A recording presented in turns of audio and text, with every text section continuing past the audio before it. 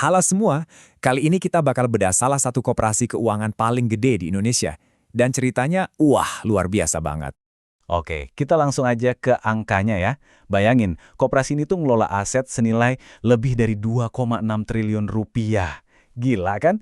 Ini angka yang gede banget loh, apalagi untuk sebuah inisiatif yang berangkat dari komunitas. Tapi, tahu nggak apa yang lebih keren dari aset segitu? Orangnya, koperasi ini melayani hampir 500.000 anggota.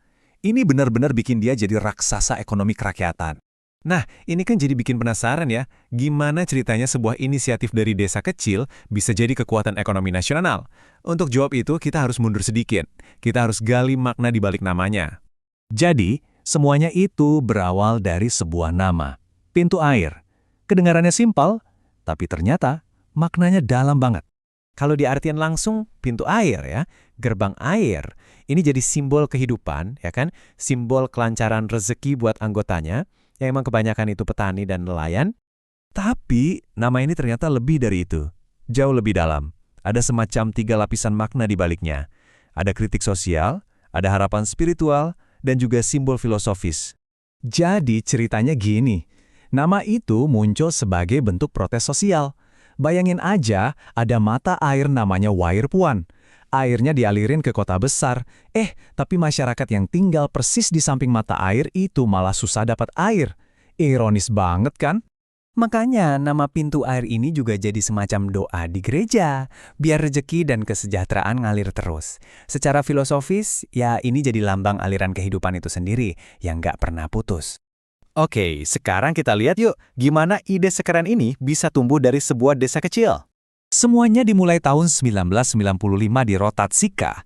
Awalnya cuma dari sebuah rumah sederhana loh. Dan tantangan terbesarnya waktu itu bukan modal, tapi membangun kepercayaan masyarakat. Itu yang paling susah. Dan kepercayaan itulah yang jadi kuncinya. Dibangun di atas prinsip jujur dan kekeluargaan, ini jadi fondasi buat pertumbuhan mereka yang gila-gilaan. Hasilnya kelihatan banget. Di tahun 2023 aja, mereka bisa mencatatkan sisa hasil usaha, atau gampangnya laba bersih, lebih dari 3,6 miliar rupiah. Ini kan bukti nyata kalau anggotanya benar-benar percaya. Nah, ini bagian paling pentingnya. Keuntungan segitu gedenya itu bukan buat investor dari luar loh. Semuanya balik lagi ke prinsip dasar koperasi. Dari, oleh, dan untuk anggota. Jadi, ya kembali lagi ke mereka. Filosofi yang unik inilah yang akhirnya mengubah koperasi ini jadi simbol. Simbol perjuangan ekonomi dan tentunya simbol kesuksesan. Jadi, pintu air ini udah bukan sekedar lembaga keuangan biasa. Mereka ini jadi bukti nyata kalau model ekonomi yang basisnya komunitas itu ternyata bisa banget loh sukses besar di level nasional. Dan kesuksesan ini diakui secara nasional loh. Coba lihat deh, di tahun 2023 aja mereka dapat banyak banget penghargaan keren.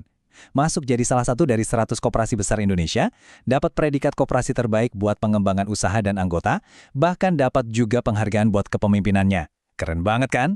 Jadi intinya apa? Gini, dari sebuah protes soal akses air, pintu air ini berubah jadi institusi triliunan rupiah.